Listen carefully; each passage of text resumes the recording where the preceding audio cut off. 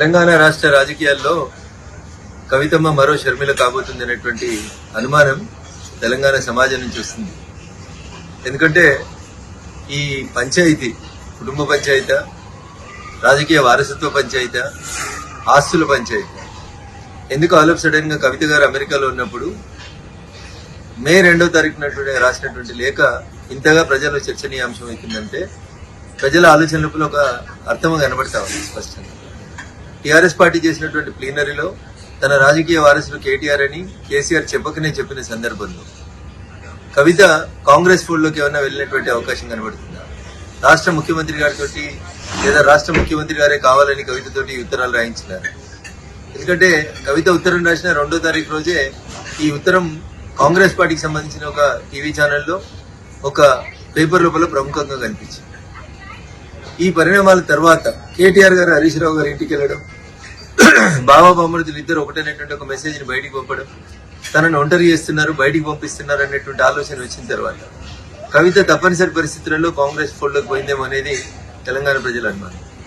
ఇక భారతీయ జనతా పార్టీ గురించి, మా పార్టీ గురించి కవిత మాట్లాడడం ప్రజలలో జరుగుతుందే వాస్తవాన్నే కవిత చెప్పింది.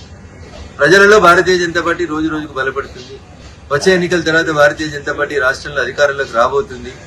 ఈ విషయాల్ని దృష్టిలో ఉంచుకొని భారతీయ జనతా పార్టీ, బీఆర్ఎస్ రెండు కలిసి ఏదో చేయబోతున్నాయని ప్రజల్ని నమ్మించుతుంది. పోయిన ఎన్నికల కంటే ముందు పీసీసీ అధ్యక్షుడిగా ఏ ప్రయత్నాలను అయితే రేవంత్ రెడ్డి గారు కొనసాగించారో ఈ రోజు ముఖ్యమంత్రిగా కవితను మరొకసారి ఎట్లా పావుగా వాడుకుంటున్నారేమో అనేది తెలంగాణ సమాజం ఆలోచిస్తుంది. నాకున్నటువంటి అనుమానం గానీ, నాకున్నటువంటి సమాచారం గానీ, ముందు కవితతో పార్టీ పెట్టిస్తారు, తర్వాత వచ్చే ఎన్నికలకు వచ్చేసరికి కవిత షర్మిల గారి లాగా కాంగ్రెస్ పార్టీ అధ్యక్షురాలు లేదా కాంగ్రెస్ పార్టీతో పొత్తు పెట్టుకోవడమే చేస్తారు.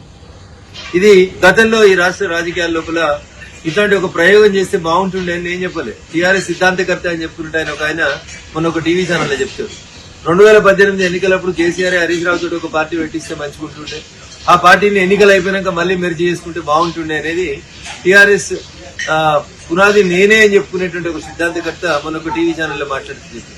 వీటన్నింటినీ క్రోడీకరించి చూసినప్పుడు కవితని కాంగ్రెస్ నడుపుతుందా, కవితని రేవంత్ రెడ్డి గారు నడుపుతున్నారా, కవిత మరో షర్మిల కాబోతుందా అనేటువంటి అనుమానం అయితే చాలా స్పష్టంగా తెలంగాణ సమాజం ముందుంది.